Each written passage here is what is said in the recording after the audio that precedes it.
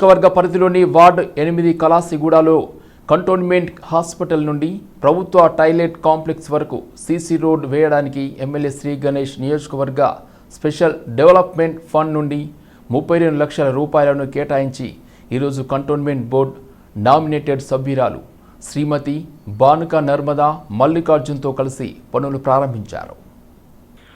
అనంతరం ఎమ్మెల్యే మాట్లాడుతూ కంటోన్మెంట్ నియోజకవర్గ అభివృద్ధికి నిధులు తీసుకురావడంలో ముందుంటానని, గౌరవ ముఖ్యమంత్రి రేవంత్ రెడ్డి నియోజకవర్గ అభివృద్ధికి ఎన్ని నిధులైనా ఇస్తానని చెప్పారని, రాజకీయాలకు అతీతంగా అందరం నియోజకవర్గ అభివృద్ధికి కృషి చేద్దామని, కంటోన్మెంట్ నియోజకవర్గాన్ని ఆదర్శ నియోజకవర్గంగా తీర్చిదిద్దామని చెప్పారు.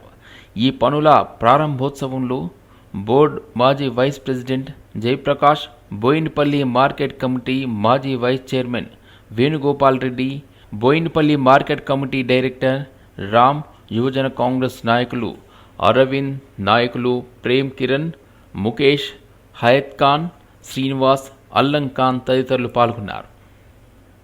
ఇక్కడ వార్డ్ 8లో 35 లక్షలది సీసీ రోడ్డు ఇనాగ్రేషన్ చేయడం జరిగింది. స్టేట్ గవర్నమెంట్ నిధులు. దానికి ఎమ్మెల్యే గారు, మేము, ఇక్కడ ఉన్న మా బీజేపీ నాయకులు, కాంగ్రెస్ నాయకులు అందరం కలిసి చేయడం జరిగింది.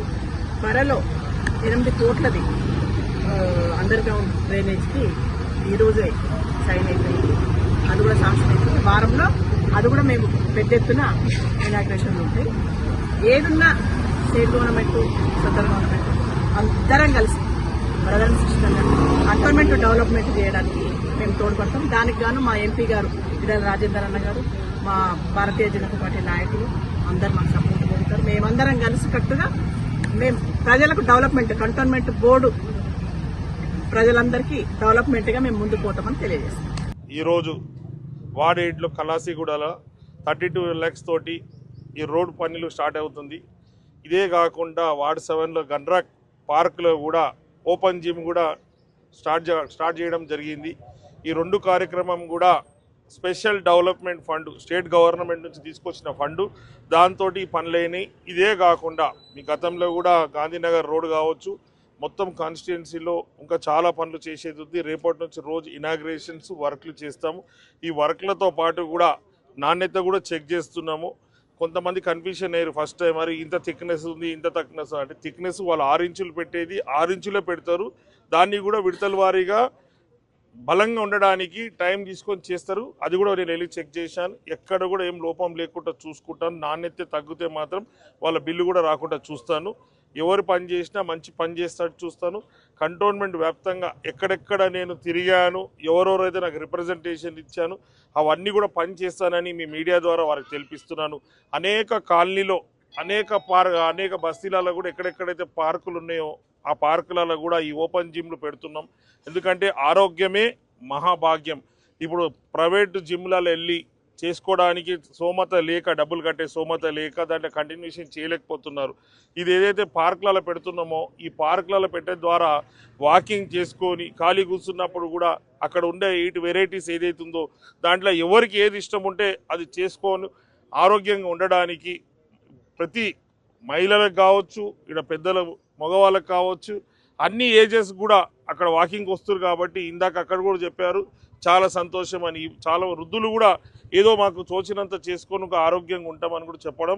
దీని తర్వాత ఇంకా ఆల్రెడీ మళ్ళీ మేము పార్కుల గురించి, స్పెషల్ డెవలప్మెంట్ ఫండ్స్ కింద ఓవర్ హెడ్ ట్యాంక్స్ గురించి, ఈ పార్కుల గురించి, మన కంటోన్మెంట్లో ఉన్న గ్రేవ్యార్డ్స్ కూడా డెవలప్మెంట్ గురించి, పెండింగ్లు ఉన్న కమ్యూనిటీ హాల్స్ గురించి, మళ్ళీ కొత్త మల్టీపర్పస్ ఫంక్షన్ హాల్స్ గురించి కావచ్చు, కమిటీ హాల్స్ స్పెషల్ ఫండ్ కూడా రిక్వెస్ట్ లెటర్ పెట్టడం అయింది. అది కూడా శాంక్షన్ కాగానే కంటోన్మెంట్ వ్యాప్తంగా ఎక్కడ ఏం రిక్వైర్మెంట్ ఉన్నా చేస్తాను. ఎందుకంటే తమకు అందరికీ తెలుసు, మన కంటోన్మెంట్ బడ్జెట్ తోటి డెవలప్మెంట్ కావాలంటే సాధ్యం కాదు. ఎందుకంటే మొన్ననే సీఓ గారు చెప్పారు, సంవత్సరానికి 15 నుంచి 16 కోట్లే కంటోన్మెంట్ నుంచి పనులు చేయగలుగుతాం. మిగతా ఏమైనా పనులు కావాలంటే మా దగ్గర బడ్జెట్ లేదని వారు కూడా స్వయాన చెప్పడం జరిగింది. మే 15 జాతీయ మత్స్యకారుల డిమాండ్స్ డే సందర్భంగా తెలంగాణ మత్స్యకారులు, మత్స్య కార్మిక సంఘం ఆధ్వర్యంలో మహాధర్నా నిర్వహించారు. మత్స్య సొసైటీ జలవనరులకు సరిపడా చేప పిల్లల కొనుగోలు కోసం సొసైటీల బ్యాంకు ఖాతాల్లో నగదు జమ చేయాలని, మత్స్యకారుల సమస్యలను పరిష్కరించాలని డిమాండ్ చేశారు. హైదరాబాదు ఇందిరా పార్కు ధర్నా చౌక్ దగ్గర మత్స్యకారుల మహాధర్నా కార్యక్రమం జరిగింది. ముఖ్యంగా 17 రకాల డిమాండ్స్ని మా సంఘం మార్చి, ఏప్రిల్, మే ఈ 3 నెలల పాటు తెలంగాణ వ్యాప్తంగా మత్స్యకారులు ఎదుర్కొంటున్న సమస్యల మీద సర్వేలు చేసి, అధ్యయనం చేసి, సంతకాల సేకరణ చేసి, ఆ సర్వేలు అధ్యయనంలో వచ్చినటువంటి మత్స్యకారుల ముఖ్యమైన సమస్యల మీద ఈరోజు హైదరాబాద్ ఇందిరా పార్క్ కాడ ధర్నా కార్యక్రమం నిర్వహించడం జరిగింది. ఈ ప్రభుత్వాన్ని డిమాండ్ చేస్తున్నాం. ఈ ప్రభుత్వం చేప పిల్లల స్కీమ్ను ఎత్తేయాలని కుట్ర చేస్తున్నది. మొత్తం మీద ఈ ప్రభుత్వం కనుక చేప పిల్లల స్కీమ్ను ఎత్తేయాలని కుట్ర చేస్తే మా మత్స్యకారుల సంఘము, అదేవిధంగా ఈ మత్స్యకారుల సామాజిక వర్గం నుంచి కూడా టీఆర్ఎస్ పార్టీని ఎట్లయితే ఎత్తేసిండ్రో ఈ కాంగ్రెస్ పార్టీని కూడా మత్స్యకారులు ఎత్తేస్తారని చెప్పి ఈ సందర్భంగా ప్రభుత్వాన్ని హెచ్చరిక చేస్తున్నాం. ఎందుకంటే మత్స్యకారులకు వృత్తి ఎంత ముఖ్యమైనదో. కాబట్టి వెంటనే ప్రభుత్వం ఈ సంవత్సరం 11 ఏళ్ల నుంచి ఎట్లయితే చేప పిల్లలు సప్లై చేస్తున్నారో ఈ సంవత్సరం కూడా మత్స్యకారులకు ఏ సొసైటీకి ఎన్ని చేప పిల్లలు అవసరమో అన్ని సొసైటీల కోసము టెండర్ల వద్దది కాకుండా నేరుగా ప్రతి సొసైటీకి జలవనరుల్లో చేప పిల్లలు కొనుక్కోవడానికి నగదు జమ చేయాలని ప్రభుత్వాన్ని డిమాండ్ చేస్తున్నాం. అదేవిధంగా 32 చేప పిల్లల ఉత్పత్తి కేంద్రాలు ఉన్నాయి. అన్ని చేప పిల్లల ఉత్పత్తి కేంద్రాలు కూడా స్పెషల్ ప్యాకేజీ కింద మత్స్యకారుల సమస్యలు అన్నిటి మీద మేము 5,000 కోట్ల రూపాయలు ప్రభుత్వాన్ని డిమాండ్ చేస్తున్నాం. ఈ చేప పిల్లలకు ఉత్పత్తి కేంద్రాలను అభివృద్ధి చేయడంతో పాటు పెండింగ్లో ఉన్న 450 మంది చనిపోయి వాళ్ళ డబ్బులు రాకుండా వాళ్ళంతా కూడా ఆగమగోచరంగా వాళ్ళ బతుకులన్నీ ఉన్నాయి. కాబట్టి ఆ పెండింగ్లో ఉన్న ఇన్సూరెన్స్ ఎక్స్గ్రేషియోలు ఇవ్వడంతో పాటు మత్స్యకారులకు సంబంధించి ముఖ్యంగా ప్రతి సొసైటీకి 10 లక్షల రూపాయల ఆర్థిక సాయం చేయాలని, చేపల మార్కెట్లు నిర్మించాలని, 2 వీలర్లు 4 వీలర్లు మొబైల్ ఫిష్ మార్కెట్లు మత్స్యకారులకు, మత్స్య మహిళలకు ఆదుకోవాలని 17 రకాల సమస్యలతో మేము ఈరోజు ఇందిరా పార్క్ కాడ ధర్నా కార్యక్రమాన్ని చేసినాం. ఈ ప్రభుత్వం వెంటనే స్పందించి మత్స్యకారుల సమస్యలు పరిష్కారం చేయాలని ఈ ధర్నా సందర్భంగా మేము ప్రభుత్వాన్ని డిమాండ్ చేస్తున్నాం. అన్ని రాష్ట్రాలలో కేంద్ర ప్రభుత్వం మత్స్యకారుల అవలంబిస్తున్నటువంటి విధానాలపైన, అదేవిధంగా ఆయా రాష్ట్రాల్లో ఉన్నటువంటి మత్స్యకారుల సమస్యలు పరిష్కరించాలని ఆ రాష్ట్ర ప్రభుత్వాలకు వ్యతిరేకంగా పెద్ద ఎత్తున దేశవ్యాప్తంగా మత్స్యకారుల డిమాండ్ డే సందర్భంగా ధర్నాలు జరుగుతూ ఉన్నాయి. ఈ సందర్భంలో ఈ రాష్ట్రానికి నడిబొడ్డు, అదేవిధంగా ధర్నా చౌక్ అయినటువంటి ఇందిరా పార్క్ వద్ద మా మత్స్యకారుల మహాధర్నా ఈరోజు జరిగింది. ఈ మహాధర్నాకు రాష్ట్ర వ్యాప్తంగా వందలాది మంది మత్స్యకారులు హాజరయ్యారు. ఈ మహాధర్నాలో ప్రధానంగా ఇప్పటిదాకా మా రాష్ట్ర కార్యదర్శి గారు మాట్లాడినట్టుగా వాటితో పాటు ఈ రాష్ట్రంలో 50 ఏళ్ళు నిండినటువంటి మత్స్యకారులు ఉన్నారు చాలామంది. ఈరోజు ఈ రాష్ట్రంలో ఉన్న మత్స్యకారులకు, కల్గిత కార్మికులకు కానీ, చేనేత కార్మికులకు కానీ ఈ ప్రభుత్వము పెన్షన్ ఇస్తూ ఉన్నది. మత్స్యకారులకు పెన్షన్ ఇవ్వట్లేదు. కాబట్టి మా మత్స్యకారులకు కూడా 50 ఏళ్ళ నిండిన మత్స్యకారులకు వృద్ధాప్య పెన్షన్లో 5,000 రూపాయలు ఇవ్వాలని చెప్పేసి ప్రభుత్వాన్ని డిమాండ్ చేస్తూ ఉన్నాం. అదేవిధంగా ఈరోజు చాలా గ్రామాల్లో మత్స్య సహకార సంఘాలు ఏర్పాటు చేసుకు ఉన్నారు. మహిళా సొసైటీలు కావచ్చు, మార్కెటింగ్ సొసైటీలు కావచ్చు, అదేవిధంగా చెరువులో ఉన్నటువంటి సొసైటీలు కావచ్చు. కానీ చాలా ప్రాంతాల్లో ఇప్పటికీ ముదిరాజులు కానీ, గంగపుత్రులు కానీ ఎక్కడ ఉన్నా వారికి కమ్యూనిటీ హాల్స్ కూర్చొని మాట్లాడుకోవడం కోసం కమ్యూనిటీ హాల్స్ లేనటువంటి పరిస్థితి ఉన్నది. ఇప్పటికీ రోడ్ల మీద కూర్చోవడం, ఇళ్ళ కాడ కూర్చుంటే వాళ్ళ ఇంటికి నేను రాను, నీ ఇంటికి అనరాని చెప్పేసి మత్స్యకారుల మధ్యలో ఘర్షణలు ఉన్నటువంటి పరిస్థితి ఉంది. అందుకనే ఈ ప్రభుత్వమే ప్రతి గ్రామంలో ఉన్నటువంటి మత్స్యకార సొసైటీకి మత్స్యకారులకు 20 లక్షల రూపాయలతోటి కమ్యూనిటీ హాల్స్ కట్టించాలని చెప్పేసి మా సంఘం డిమాండ్ చేస్తూ ఉంది. దాంతోపాటుగా ఈరోజు చేపలు ప్రభుత్వం ఇస్తామని ఒదిక్కు చెప్తూనే అదేవిధంగా చేపల మార్కెట్ల మీద దృష్టి పెట్టట్లేదు. కాబట్టి ఇప్పటికే ఈ రాష్ట్రంలో రంగారెడ్డి జిల్లా కోయడ ప్రాంతంలో మా సంఘం పోరాట ఫలితం సందర్భంగా 10 ఎకరాల స్థలం కేటాయించింది. దానికి 47 కోట్ల రూపాయల బడ్జెట్ కేటాయించింది. కానీ వాటి పనులు ఇప్పటికీ ప్రారంభం కావట్లేదు. ఆ 47 కోట్ల రూపాయలతోటి చేపల మార్కెట్ నిర్మిస్తే ఇక్కడ ఉన్నటువంటి మత్స్యకారులకు ఉపయోగపడుతుంది. కాబట్టి అక్కడ చేపల మార్కెట్ నిర్మించాలని చెప్పేసి, అదేవిధంగా ఈ రాష్ట్రంలో ఉన్నటువంటి 32 చేపల ఉత్పత్తి కేంద్రాలు ఈ రాష్ట్రంలో ఉన్నాయి. వాటిని అభివృద్ధి చేయడంలో ఈరోజు ఈ ప్రభుత్వం నిర్లక్ష్యం చేస్తూ ఉంది. నిర్లక్ష్యమే కాదు అక్కడ ఉన్నటువంటి భూములు అమ్ముకోవడం కోసం, ఆ భూములు తీసేయడం కోసం ఈరోజు ఈ ప్రభుత్వం దృష్టి పెడతా ఉంది. కాబట్టి ఇక్కడ ఈ రాష్ట్రంలో ఉన్న ఏ చేపల కేంద్రమైన కబ్జాలు చేయకుండా దాన్ని కాపాడాల్సిన బాధ్యత ప్రభుత్వాన్ని. అదేవిధంగా ఆ ఉన్నటువంటి సీడ్ కేంద్రాలని, ఉత్పత్తి చేసేటువంటి సీడ్ కేంద్రాలని పెంచాల్సిన అవసరం ఉంది. వాటి సామర్థ్యం పెంచి ఈరోజు ఉన్నటువంటి అభివృద్ధి కేంద్రాలని పెంచాలని చెప్పేసి మా సంఘంగా ప్రభుత్వాన్ని డిమాండ్ చేస్తూ ఉన్నాం. గత 6 సంవత్సరాల క్రితం ఏర్పడ్డ 23 జిల్లాలకు సంబంధించిన కార్యాలయాల్లో అదనపు పోస్టులు మంజూరు చేశారు. కానీ వాటిని ఇప్పటి వరకు భర్తీ చేయలేదు. కేవలం పాత వారితో మాత్రమే సర్దుబాటు చేస్తున్నారు. దీంతో ఒక్కో ఆఫీసరు 3-4 ఆఫీసులకు ఇన్ఛార్జీలుగా వ్యవహరిస్తున్నారు. కాబట్టి ప్రస్తుత యంత్రాంగం సమర్థవంతంగా నడవాలంటే పూర్తి స్థాయి అధికారులను నియమించాల్సిన అవసరం ఉందని బీసీ సంక్షేమ సంఘం జాతీయ అధ్యక్షుడు ఆర్ కృష్ణయ్య అన్నారు. విద్యానగర్లోని బీసీ భవన్లో బీసీ సంక్షేమ సంఘం రాష్ట్ర అధ్యక్షుడు నీల వెంకటేష్ అధ్యక్షతన నిరుద్యోగులతో బీసీ నాయకులతో సమావేశం నిర్వహించారు.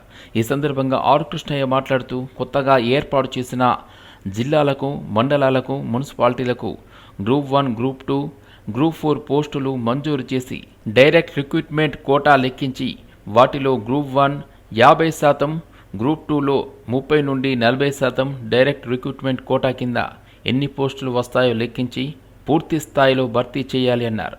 ఒకే దఫాలో group 1, group 2, group 3, group 4 teacher, lecturers, professor పోస్టులను భర్తీ చేస్తున్నందువల్ల మెరిట్ అభ్యర్థులు ఈ పోస్టులన్నింటికీ సెలెక్ట్ అవుతున్నారు. పోస్టులు ఎక్కువ సార్. ఈరోజు దాదాపు 130 ఐఏఎస్ పోస్టులు ఖాళీ ఉన్నాయి. మీరు గ్రూప్ 1 లోపల 10 ఏళ్ళ నుంచి భర్తీ చేయలేదు. డిప్యూటీ కలెక్టర్ పోస్టు పెద్ద ఎత్తున భర్తీ చేస్తే అవి వాళ్ళందరికీ ఐఏఎస్ కన్ఫర్మ్ అయ్యి ఐఏఎస్ పోస్టులు ఖాళీ ఉండవు. వాళ్ళు అలాగే ఎంత కొట్టుకున్నా ఢిల్లీ వాళ్ళు 5-10 పోస్టుల కంటే ఎక్కువ ఐఏఎస్. మనమే ఇక్కడ గ్రూప్ 1 లోపల ఆర్డీఓ పోస్టులు, డిప్యూటీ కలెక్టర్ పోస్టులు భర్తీ చేసినట్లయితే ఐఏఎస్ కన్ఫామ్కు 30-40 మంది చొప్పున ప్రతి ఇయర్ భర్తీ చేస్తే మొత్తం ఐఏఎస్ పోస్టులని భర్తీ అయ్యే అవకాశం ఉంటుంది.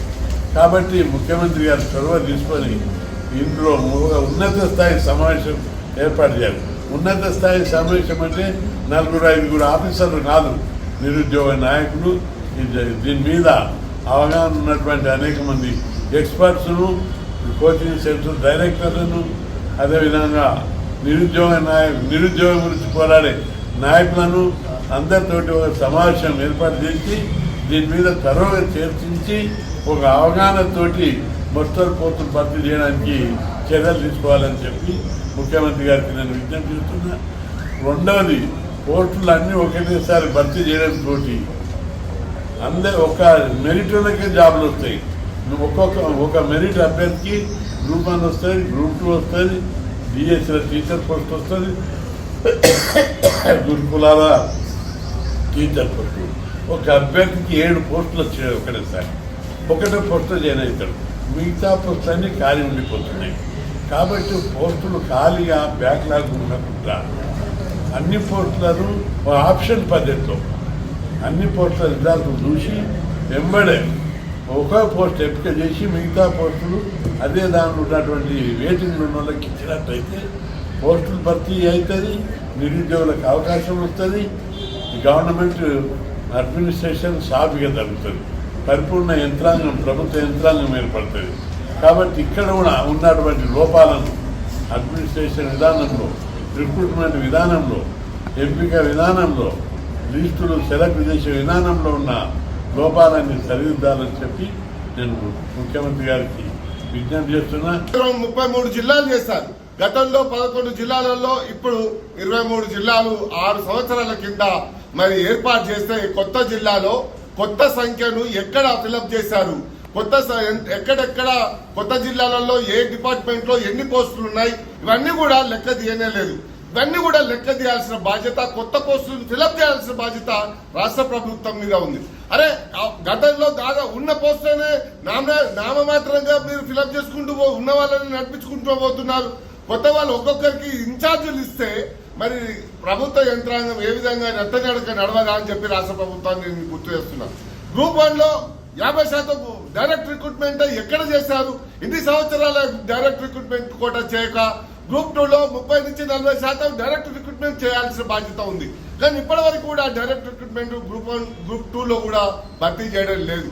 ఒక్కొక్క పోస్ట్ లో చూస్తే 3-4 ఒక్కొక్క పోస్టు 3-4 పోస్టులు 5 పోస్టులు మరి వాళ్ళకి ఇన్ఛార్జీలుగా ఇస్తున్నారు. ఒక్క డిపార్ట్మెంట్ లో ఒక్కటి చేయడానికే తల నుంచి ఇది చేస్తుంటే 4 పోస్టులు భర్తీ ఎట్లా ఫిల్అప్ ఎట్లా నడిపిస్తారు? ప్రభుత్వ యంత్రాంగం ఎట్లా నెత్తనడక నడవదా? అది ప్రభుత్వ పాఠశాలలో పోతే నిర్వీర్యం అయిపోతున్నాయి. ఎక్కడ వేసిన గొంగడి అక్కడే నామమాత్రం చేస్తున్నారు. 5,000 10,000 రిటైర్డ్ పోయినటువంటి పోస్టులు ఎన్ని, ప్రమోషన్లు ఇచ్చిన పోస్టులు ఎన్ని, ఇవన్నీ బయటికి తీయాలి, లెక్కలు తీయాలి. సమగ్రంగా మొత్తం లెక్కలు తీస్తేనే కదా రాష్ట్ర ప్రభుత్వంలో ఎన్ని ఖాళీగా ఉన్నాయి. దీనికి అదనంగా బడ్జెటే అవసరం లేదు. 10,000 కోట్లు మిగులు బడ్జెటే ఉంటుంది. రిటైర్డ్ అయిపోయినటువంటి వాళ్ళకు టీఎలు ఇయ్యారు. అదేవిధంగా ప్రమోషన్లు వచ్చిన కింద సంఖ్యలు ఫిల్అప్ చేయరు. ఎక్కడ అటెండర్ పోస్టులు ఉండవు. అదేవిధంగా బెల్లు కొట్టే అటెండర్ ఉండడు. జూనియర్ అసిస్టెంట్ పోస్టులు ఉండవు. అదేవిధంగా ఇప్పుడు ప్రభుత్వ పాఠశాలల్లో ఆశ్రమ పాఠశాలలో ఇప్పటికీ దాదాపుగా పోస్టులు ఖాళీగా ఉన్నాయి. 6,000 పోస్టులు ఖాళీగా ఉన్నాయి. మోడల్ స్కూల్లో ఖాళీగా ఉన్నాయి. అదేవిధంగా కస్తూరిబా టీచర్లో అవి ఖాళీగా ఉన్నాయి. ఇవన్నీ అవుట్ సోర్సింగ్ కాంట్రాక్ట్ పద్ధతిలో అదేవిధంగా గెస్ట్ ఫ్యాకల్టీగా చేసి నామమాత్రంగా అదేదో గౌరవవేతనంగా ఇస్తున్నారే తప్ప పోస్టులు భర్తీ చేస్తేనే కదా రాష్ట్ర ప్రభుత్వానికి ఒక గొప్ప స్థాయి వచ్చేది. సరికొత్త లైఫ్ స్టైల్ వెడ్డింగ్ ఫ్యాషన్స్ కోరుకునే ఔత్సాహికుల కోసం హై లైఫ్ ఎగ్జిబిషన్కు సంబంధించిన పోస్టర్ను బంజారాహిల్స్లోని నటి స్రవంతి చొక్కవరపు, నటి చాందిని తదితరులతో కలిసి ఆవిష్కరించారు. ఈ నెల మే 23 నుండి 3 రోజుల పాటు నోవోటెల్ హోటల్లో హై లైఫ్ ప్రత్యేక ప్రదర్శన ఏర్పాటు చేసినట్లు నిర్వాహకులు తెలిపారు. ఎగ్జిబిషన్లో ఏర్పాటు చేసే సరికొత్త ఉత్పత్తులను తారలు ప్రదర్శించారు. ఫ్యాషన్ అండ్ లైఫ్ స్టైల్ దుస్తులు, సృజనాత్మకత జోడించి రూపొందించిన వెడ్డింగ్ దుస్తులు, బంగారం, డైమండ్ ఆభరణాలను ఈ ప్రదర్శనలో ప్రత్యేక ఆకర్షణీయంగా నిలుస్తాయని నిర్వాహకులు తెలిపారు. హలో అండి, అందరికీ నమస్కారం. నేను Sravanthi Chokkarapu. Hope you all are doing good. ఇవాళ చాలా ఆనందంగా ఉంది. ఎందుకంటే మన హై లైఫ్ ఎగ్జిబిషన్ కర్టన్ రైజర్లో ఇవాళ పాల్గొనడం జరిగింది. 23rd, 24th, 25th చాలా గ్రాండ్గా, స్పెషల్లీ సమ్మర్ సీజన్ వచ్చేసింది కాబట్టి వెడ్డింగ్ సీజన్ అండ్ అలానే చాలా పండుగలు ఫంక్షన్స్ ఉన్నాయి. సో కొత్త కలెక్షన్ ఉండబోతుంది. ఈసారి కొత్త డిజైనర్స్ రాబోతున్నారు హోమ్ డెకోర్కి సంబంధించి. అండ్ అలానే పార్టీ వేర్, పట్టు saris, lehengas, jewellery, decor items, footwear, hand bags ఇలా అన్నీ ఉండబోతున్నాయి. సో మీరు అస్సలు మిస్ అవ్వద్దు. ఇంతకు ముందు కంటే ఈసారి కొత్త డిజైనర్స్, కొత్త కలెక్షన్, సమ్మర్ స్పెషల్ ఉండబోతుంది. 23rd, 24th, 25th HICC నోవోటెల్లో రండి, అందరం కలిసి షాపింగ్ చేద్దాం.